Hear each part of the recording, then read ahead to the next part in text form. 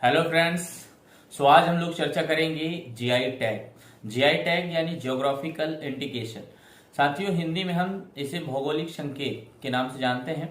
किसी विशेष उत्पाद को किसी विशेष क्षेत्र में उपलब्धि प्राप्त होने के बाद एक टैग दे दिया जाता है, एक उसकी विशिष्ट पहचान दे दी जाती है, वो होता है जीआई टैग। तो साथियों, हम ये विस्तार से समझेंगे कि आखिरकार भारत में जीआई टैग की स्थापना कब हुई थी, इसका मुख्यालय कहाँ पर स्थित है। इसके साथ ही साथ मध्य प्रदेश को भी हम देखेंगे कि आखिरकार मध्य प्रदेश में सबसे पहले किस उत्पाद को जीआई टैग मिला था और अभी तक कुल कितने उत्पादों को जीआई टैग मिल चुका है और वो किस क्षेत्र से संबंधित है। इन तमाम चीजों पर हम चर्चा करेंगे, इसलिए आप वीडियो के लास्ट तक बने रहिएगा। प्रतियोगी परीक्षाओं से संबंधित जो भी जानकारियां हैं, जो भी आपके सिलेबस का पार्ट है, वो सब टॉपिक हम डिस्कस करेंगे इसमें। अगर अभी तक आपने इस चैनल को सब्सक्राइब नहीं किया है तो कृपया आप इस चैनल को सब्सक्राइब करें, वीडियो को ज्यादा से ज्यादा शेयर करें और लाइक करें। चलिए बात करते हैं जीआई टैग पर। तो चलिए अब बात करते हैं जीआई टैग पर। साथियों, वर्ष 2019-20 के जो प्रमुख जीआई टैग हैं, यानी लेटेस्ट 2021 के लिए भी जिनको हम काउंट करेंगे, उन सब पर हम चर्चा करेंगे। ये भी जानेंगे कि भारत का पहला जीआई टैग किस उत्पाद को प्राप्त हुआ था, मध्य प्रदेश के किस उत्पाद को पहली बार जीआई टैग मिला था, जीआई टैग की शुरुआत कब से हुई थी, इसका मुख्यालय कहाँ पर स्थित है। तो बने रहिएगा वीडियो के अंत तक। और अगर अभी तक आपने चैनल को सब्सक्राइब नहीं किया है तो सब्सक्राइब कर लीजिए। चलिए आते हैं जीआई टैग को समझने की कोशिश करेंगे। तो जीआई टैग यानी कि जियोग्राफिकल इंडिकेटर, राइट, हिंदी में भौगोलिक संकेतक के रूप में हम इसको जानते हैं। साथियों, जीआई टैग दिया किन्हें जाता है? तो जीआई टैग उन प्रोडक्ट्स को मिलता है, उन उत्पाद को मिलता है जिनका एक विशिष्ट भौगोलिक मूल क्षेत्र होता है। मूल क्षेत्र का मतलब वो वहाँ से उत्पत्ति होती है उसकी, राइट। तो एक विशिष्ट भौगोलिक क्षेत्र यानी कि जो एक निश्चित एरिया में पाया जाने वाला जो उत्पाद है वही जीआई टैग पाएगा, राइट। तो वह क्षेत्र, जैसे हम समझते हैं कि इंदौर का पोहा, तो इंदौर का पोहा, इंदौर और पोहा दोनों को लिंक कर इसको जीआई टैग दिया जाएगा, राइट। अभी दिया नहीं गया है, प्रस्तावित है। इसी तरह अगर मान लीजिए कि जीआई टैग मिल गया इंदौरी पोहे को, तो फिर इंदौरी पोहे के नाम पर कहीं और अन्य स्थान पर इंदौर का पोहा नहीं बेचा जा सकता। क्यों? क्योंकि इंदौरी पोहे को जीआई टैग मिल चुका है, यानी लीगल राइट्स मिल चुका है, सिर्फ उन्हीं का अधिकार है उस पर। क्लियर? कई जगह कई चीज़ें मशहूर होती हैं, उनको भी आवश्यकता पड़ने पर जीआई टैग प्राप्त होगा, उसकी बात भविष्य में होगी। लेकिन अभी देखते हैं कि जीआई टैग का मुख्यालय कहाँ स्थित है और मध्य प्रदेश के किन उत्पादों को जीआई टैग प्राप्त है। तो साथियों, जीआई टैग का जो मुख्यालय है वो चेन्नई में यानी कि तमिलनाडु में स्थित है। और इसमें जो मुखिया होते हैं, रजिस्ट्रार, यानी कि इसका जो मुखिया होता है उसको हम रजिस्ट्रार कहते हैं, भौगोलिक पंजीयक रजिस्ट्रार। इनके द्वारा इसका कार्य संपादित किया जाता है। इसके साथ ही कौन देता है जीआई टैग? तो जीआई टैग जो है, जियोग्राफिकल इंडिकेशन टैग जो है, ये भारतीय संसद के द्वारा वर्ष 1999 में रजिस्ट्रेशन एंड प्रोटेक्शन एक्ट के तहत जियोग्राफिकल इंडिकेशन ऑफ गुड्स लागू किया गया था। ये एक अधिनियम पारित किया गया था। इस आधार पर भारत के किसी भी क्षेत्र में पाए जाने वाले विशिष्ट वस्तु को कानूनी अधिकार उस राज्य, उस जिले, उस जगह को दे दिया जाता है जीआई टैग के माध्यम से। साथियों, इससे फ़ायदा क्या होता है जीआई टैग से? तो जीआई टैग से देखिए, एक तो व्यापार में बढ़ोतरी होती है, जैसे कोई चीज़ फेमस है तो उसको ज़्यादातर लोग खरीदना चाहेंगे। साथियों, इसके साथ ही जो छोटे उद्योग हैं, हमारे लघु उद्योग हैं, उनमें बढ़ावा मिलता है। पर्यटन भी इसके लिए काफ़ी हद तक कारगर होता है, यानी कि अगर किसी क्षेत्र विशेष में कोई सामग्री, कोई उत्पाद प्रसिद्ध है तो दूर से लोग आएंगे और वहाँ का पर्यटन भी काफ़ी अच्छा ग्रो करेगा, राइट। अब इसके साथ ही हम ये समझते हैं कि भारत में सबसे पहले जीआई टैग किसको मिला था। तो दोस्त, अगर हम लागू होने की बात करेंगे कि जीआई टैग भारत में लागू कब हुआ, तो लागू हुआ था वर्ष 2003 में, राइट। लेकिन सर्वप्रथम किसे दिया गया था? तो ये दिया गया था दार्जिलिंग टी को, यह टैग जो कि भारत का पहला जीआई टैग होगा। दार्जिलिंग टी जो कि पश्चिम बंगाल को प्राप्त है ये। अब यहाँ पर आप समझ सकते हैं कि दार्जिलिंग टी के नाम से कोई और अब या बिक्री नहीं कर सकता, यानी कि इसमें कॉपीराइट का इशू हो जाएगा, राइट। अब देखते हैं बाघ प्रिंट, जो कि कई बार परीक्षा में पूछा जाता है। ये कपड़ों में उकेरी गई एक विशेष प्रकार की आकृति है जिसको हम बाघ प्रिंट के नाम से जानते हैं। और इसका जो क्षेत्र है, एक विशेष क्षेत्र है, वो धार जिला है जो कि मध्य प्रदेश के अंतर्गत आता है, राइट। अब ये कब इसको पंजीकृत किया गया था, इसका लोगो कब मिला था? तो इसको पंजीकृत किया था 2008 में। साथियों, एक बात और यहाँ पर आपको स्पष्ट करता हूँ, जैसे आप देख रहे हैं कि ये जो उत्पाद है इसको 2008 में जीआई टैग मिला था। कई जगह आपको 2008-9 मिल सकता है। क्यों?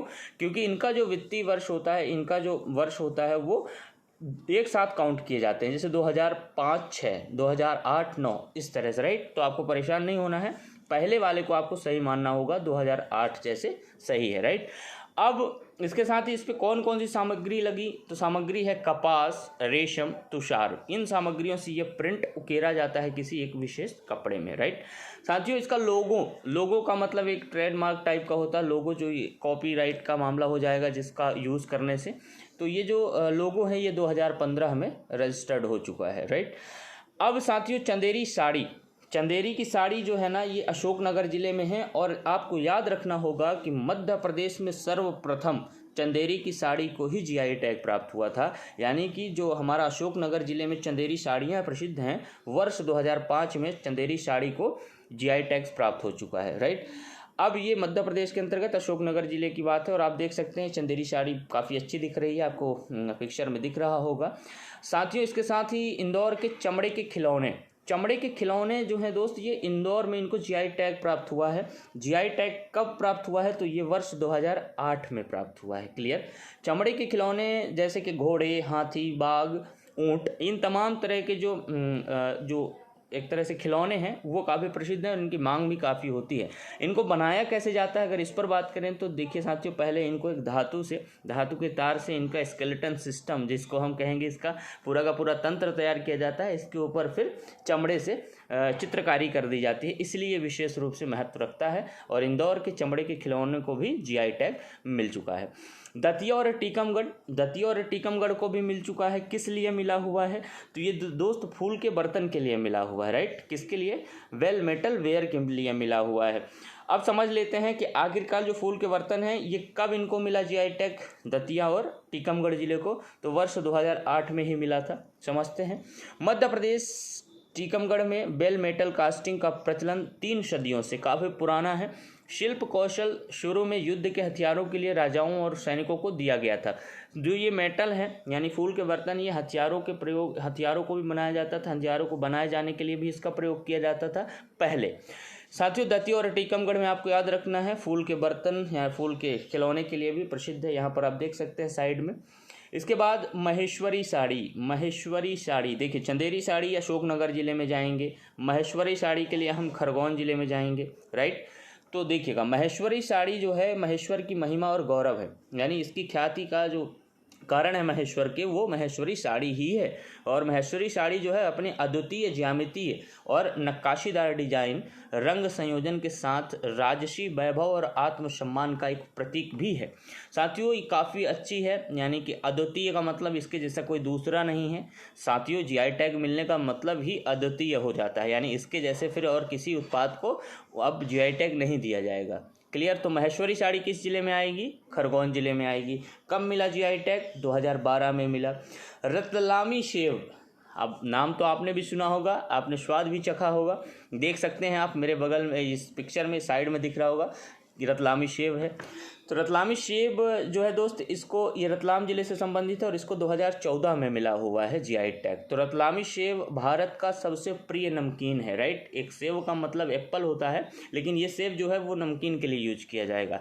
और साथियों एक बात और बता देता हूँ कि जो रतलाम है ना, रतलामी सेब, ये मालवा क्षेत्र में विशेष रूप से बहुत प्रसिद्ध है, राइट। आप भी अगर मालवा जाएँ और वहाँ के सेब का आनंद नहीं लिए तो आप अवश्य अब जाएँ और वहाँ से उसका एक बार स्वाद अवश्य लें।